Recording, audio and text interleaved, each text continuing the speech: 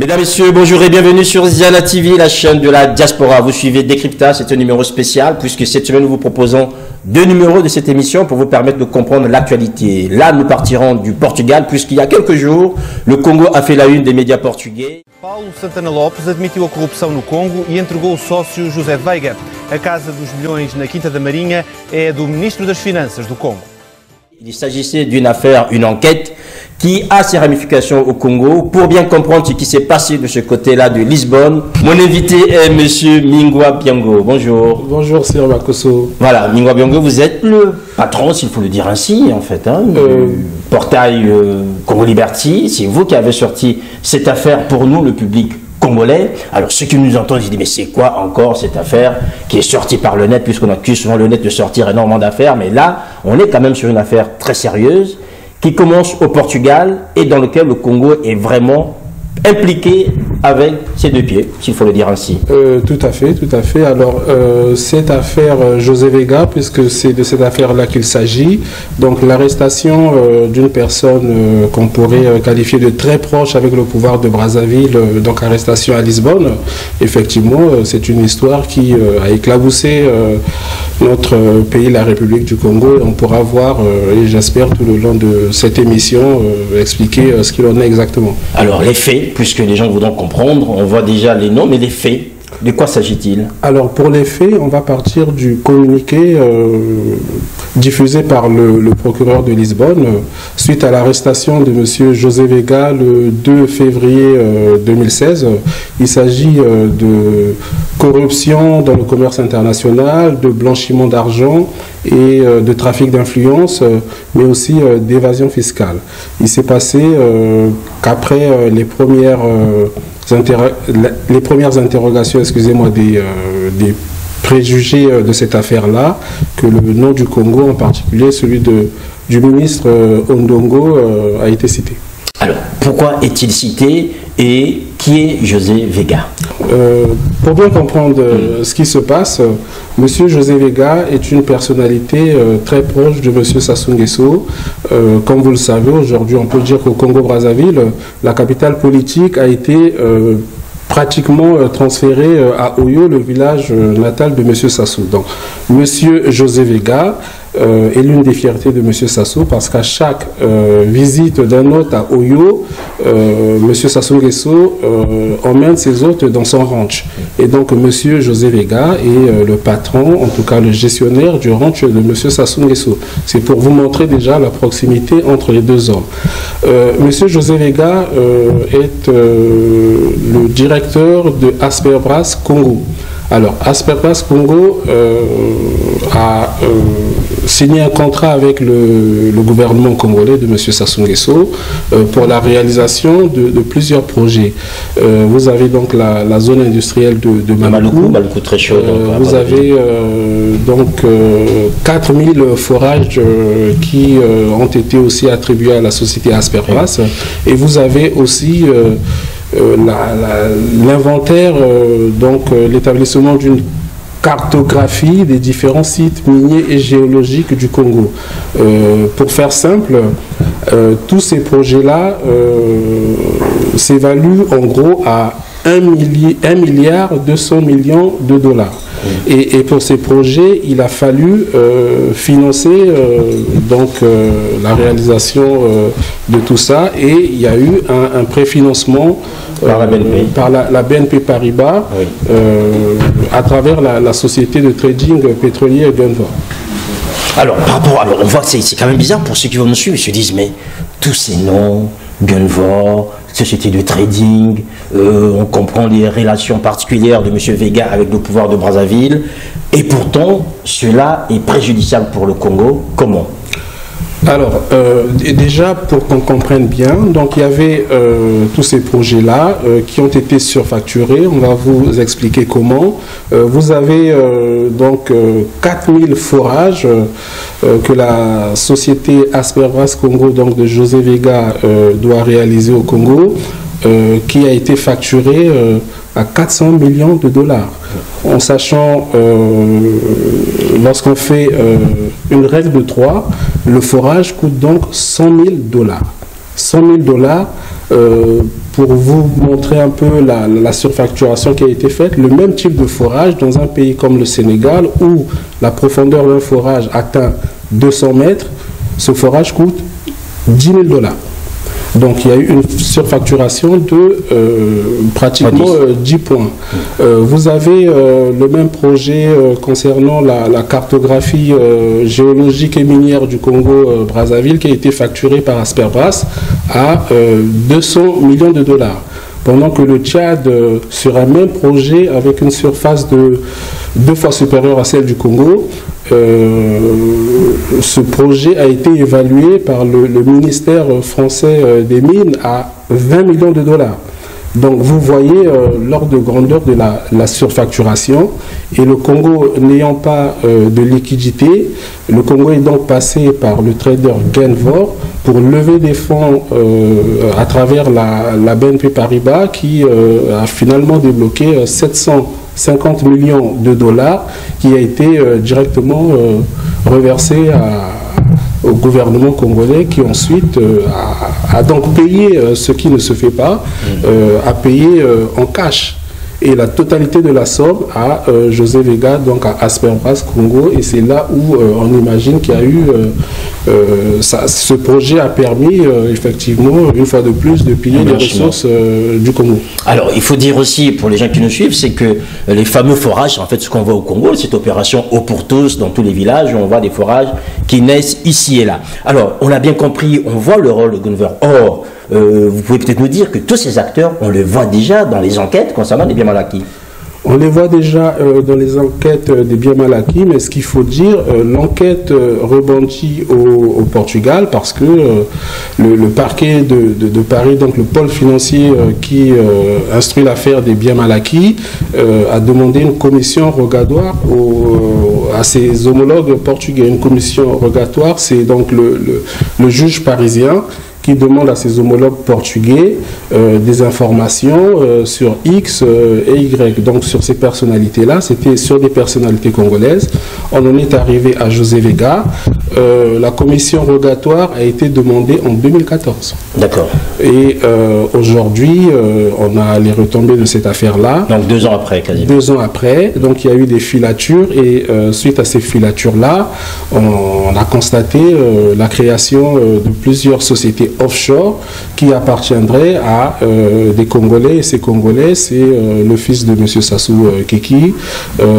On parle aussi de Claudia Sassou et on parle du ministre Ondongo. Mais aujourd'hui, cette affaire est sur la place publique, mais comme vous le savez, Sir, Congo Liberty, on a parlé il y a déjà une année. Le premier article date du 3 mars 2015. Voilà, quasiment donc un an que vous traitiez cette affaire, que vous suivez cette affaire. Alors, le ministre Ondongo, en fait, arrive là-dedans parce qu'il y a une découverte au Portugal.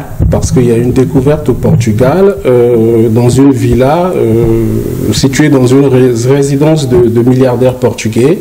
Et donc, il y a, comme vous le savez, suite à cette commission rogatoire-là, il y a des enquêtes qui sont faites, il y a des filatures qui sont faites, et on a fini par saisir dans cette villa de M. Ondongo, ministre des Finances du Congo, 8 millions d'euros en liquide.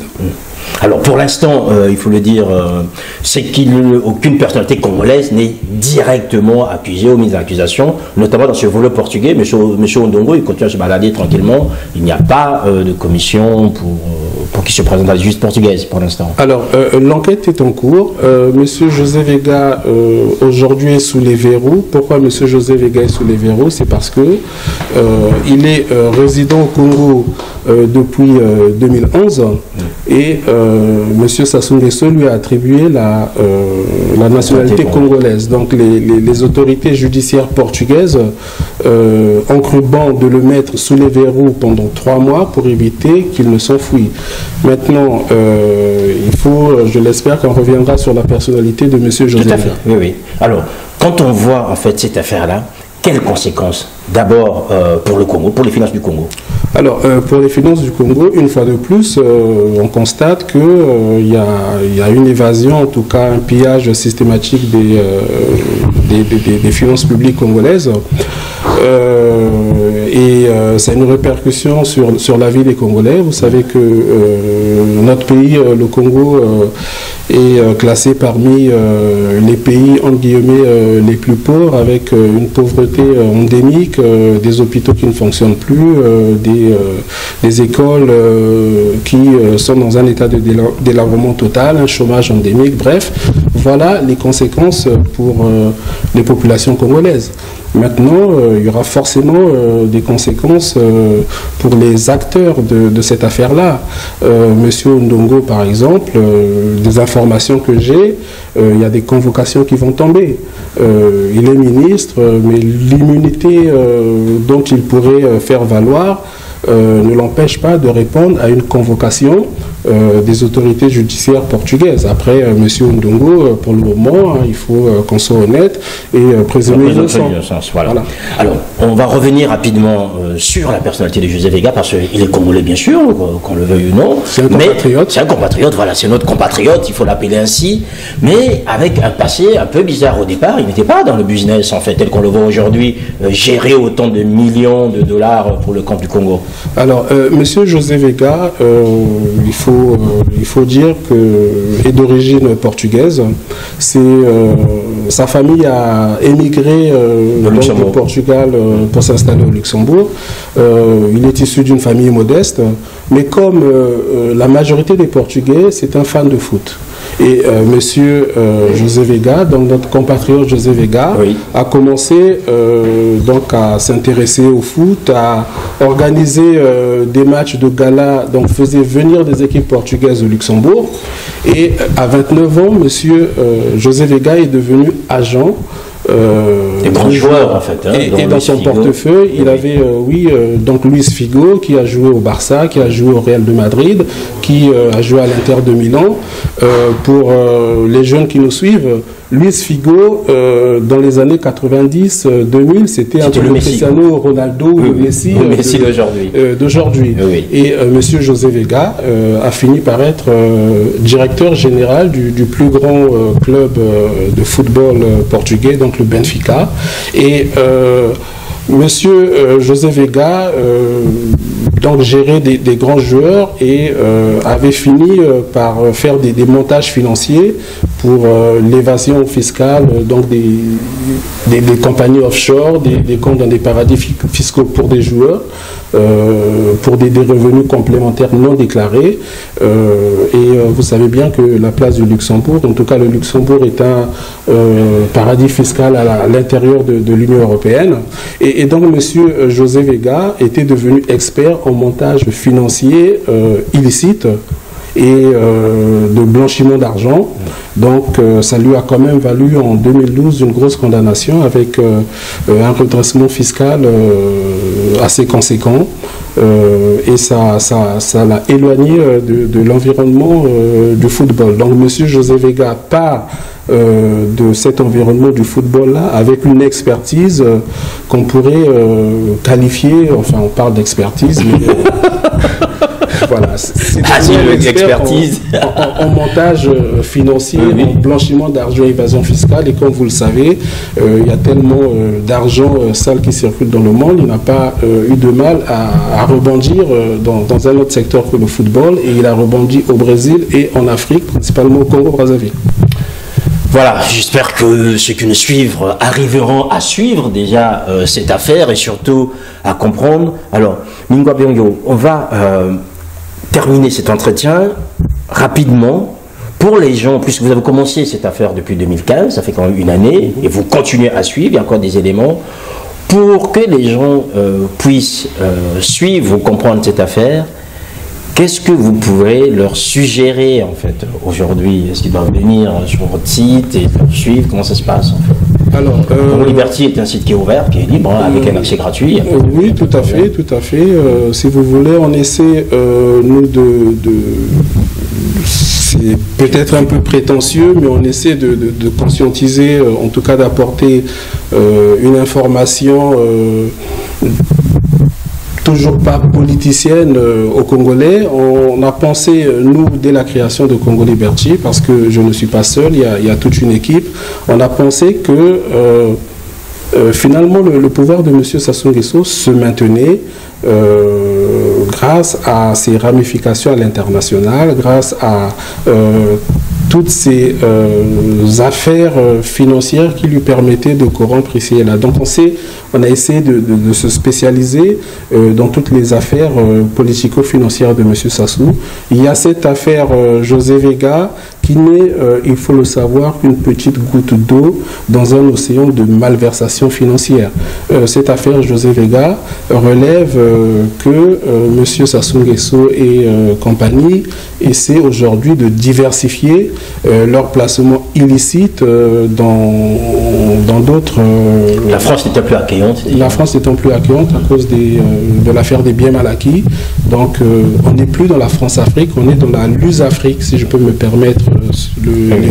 Enfin, Luz-Afrique qui traduirait pour les gens qui nous suivent, c'est un peu c'est l'équivalent de la France-Afrique, mais pour les pays lusophones, donc voilà, qui ont quand même l'usage du portugais comme langue. En sachant, pour compléter, que ce préfinancement de la BNP, comme on l'a vu avec tous ces projets que les Congolais d'ailleurs n'ont pas vus ou qui sont en cours, en tout cas ça a été du saupoudrage, pour que les gens comprennent bien, c'est que ces 750 millions de dollars ont été reversés directement à M. Vega, qui ensuite a dû faire des placements, on le pense en tout cas, au nom de la famille Nguesso. Il y a eu donc cette banque, la BAIC, la Banque africaine pour l'industrie et le commerce au Bénin, dont on ne connaît pas l'origine des fonds et dont les principales personnalités qui siègent au conseil d'administration sont des proches de M. Christelle Denis Sassou Nguesso, donc de la famille présidentielle. M. José Vega, pour compléter, avec ces fonds qui pourraient venir du Congo, a donc placé 60 millions de dollars dans une banque capverdienne qu'il a voulu d'ailleurs acquérir à 10 millions de dollars, et c'est la banque centrale portugaise qui, avant son arrestation, a bloqué la vente. Et tout ça, on pense que c'est donc l'argent du préfinancement qui a été fait par la BNP, donc des sous qui viennent du Congo. Donc c'est vraiment une affaire qui devrait intéresser tous les Congolais. Et notamment ceux qui aujourd'hui prétendent à la magistrature suprême. Aussi, mais il ne faut pas... mon frère, c'est vous faire beaucoup d'illusions. La majorité des candidats sont des dissidents ou de M. Sassou, ou ont été nourris par M. Sassou. Donc ça me surprendrait qu'il dénonce ces affaires-là. Mais il n'y a pas que cette affaire. Il y a les histoires, comme je disais, enfin les affaires pétrolières qui sont très graves. Il y a Eker aussi qui contribue à dilapider les fonds de notre pays. Et aucune personnalité de l'opposition ne s'est saisie de ces problèmes-là. Mais ça touche vraiment le quotidien des Congolais. Donc on est aujourd'hui dans des débats politiciens sans prendre en compte que les finances publiques sont saignées, et avec la chute du baril du pétrole, les analystes les plus pessimistes pensent que les finances publiques congolaises seront en faillite, donc le Congo sera en banqueroute dès juillet 2016, et les mauvaises langues disent que c'est ce qui a fait que M. Denis Sassou Nguesso avance l'élection à mars 2016 pour ne pas se retrouver en juillet 2016 pendant l'élection sans sous. Voilà, Lingua Biango, merci. Merci, mon cher. Nous espérons vous retrouver encore sur Ziana TV pour continuer à nous donner toutes vos lumières en fait sur cette affaire, puisque je ne sais pas si au niveau du Congo on reprend ce que vous dites, mais enfin pour nous je pense que c'est nécessaire pour que les Congolais s'informent et soient informés sur ce qui se passe réellement dans ce pays. Mais ça sera avec plaisir. J'ai appris, moi, à regarder Ziana TV. Je salue toute l'équipe de Ziana TV qui est très professionnelle. Je vous avoue qu'on va avoir, nous, du mal à suivre parce que vous travaillez tellement bien, mais ça va être avec plaisir, d'autant plus qu'on est complémentaires. Tout à fait. J'attends un jour que nous vous invitions sur Congo Liberty pour parler de vous, parce que voilà, vous faites du très bon travail et on remercie Ziana TV pour ça. Merci à Nogo Kumunga Koso qui lui aussi fait du très bon travail puisque c'est lui qui réalise cette émission. Merci à notre invité qui nous a permis de comprendre déjà pour ceux qui découvrent, au moins de pouvoir se faire une idée sur ces affaires qu'on voit souvent sur Internet. Il est vrai qu'on est habitué au Congo à diaboliser Internet, mais sur Internet, il y a des gens qui travaillent sérieusement, qui gèrent les dossiers sérieusement, et je pense que c'est cette nouvelle presse congolaise dont on a besoin qui permettra à notre pays de pouvoir avancer. Merci à vous, de plus en plus nombreux à nous suivre. Merci surtout à ceux qui nous accompagnent du côté de Nesoubois. Portez-vous bien, au prochain décryptage, à la semaine prochaine. Au revoir.